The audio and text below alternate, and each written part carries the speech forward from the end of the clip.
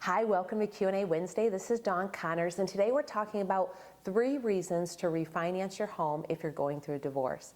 The first thing I like to start by saying is if you're going through a divorce, I'm so sorry. It is a miserable time in your life right now. I know it from past experience, but be assured that better times are ahead. I can say that as a testimonial as well. So even though it's a tough time and it's anguishing and it is terrible, better times will come for sure. You can be assured of that. So let's get started.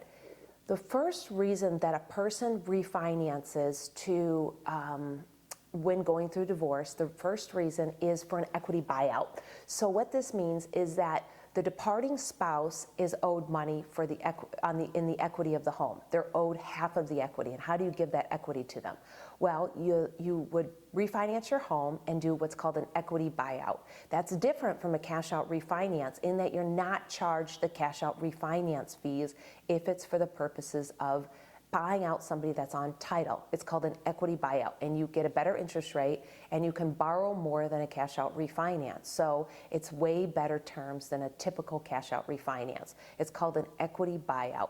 At that point, then you would refinance, pay the departing spouse, and then also quitclaim deed them off the title according to what your attorney thinks is best.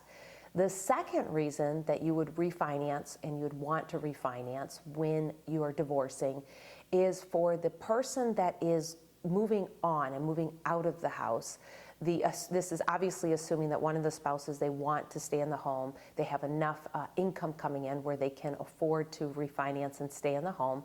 And then the departing spouse, it'll protect the credit of the departing spouse. Why?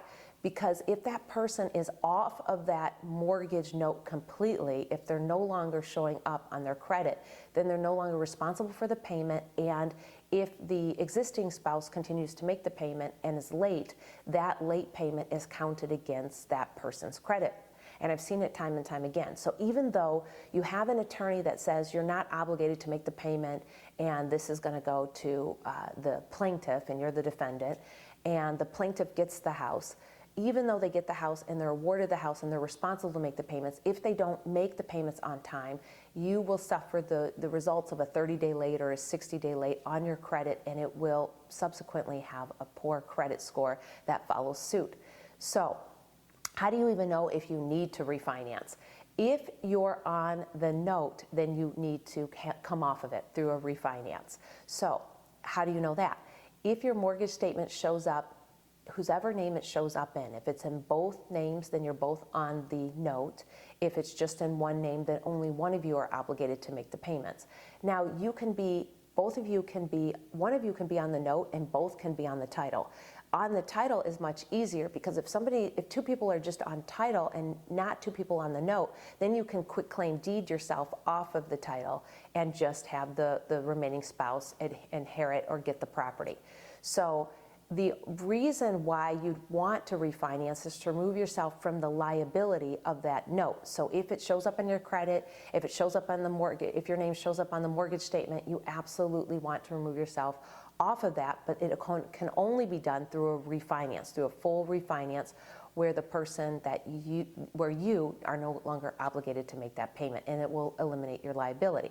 The third and final reason why you want to refinance to remove your obligations is because you want to go and buy another home. And so the exiting spouse, the departing spouse, wants to go and purchase another property, and they have this ball and chain still on them of this existing house. And even though the courts might say that this house goes to the plaintiff, and again, you're the defendant and you're leaving, the house, whether you're defendant or plaintiff, it doesn't matter, just keeping the story the same.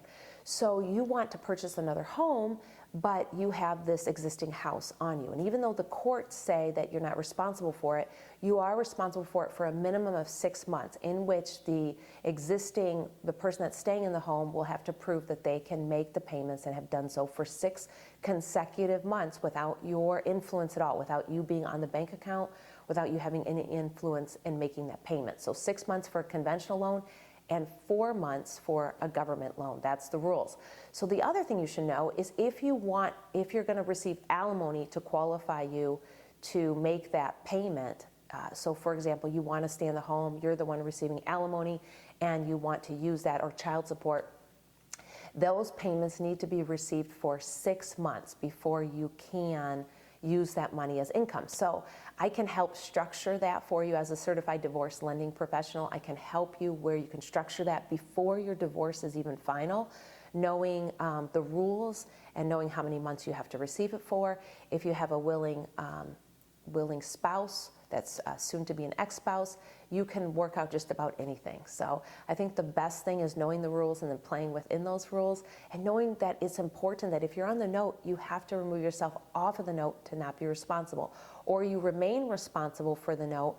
But if it's in the divorce decree that the remaining spouse in the home is obligated to make the payments, and they do so faithfully, then that eliminates and you wait 6 months, then that payment is eliminated from your debt-to-income ratios, and you can also purchase a new home. So there are definitely different ways around it. I think the most important thing is knowing the rules, knowing how to play within the rules, and for further questions, reach out to me and we'll have a consultation together. Thank you for watching.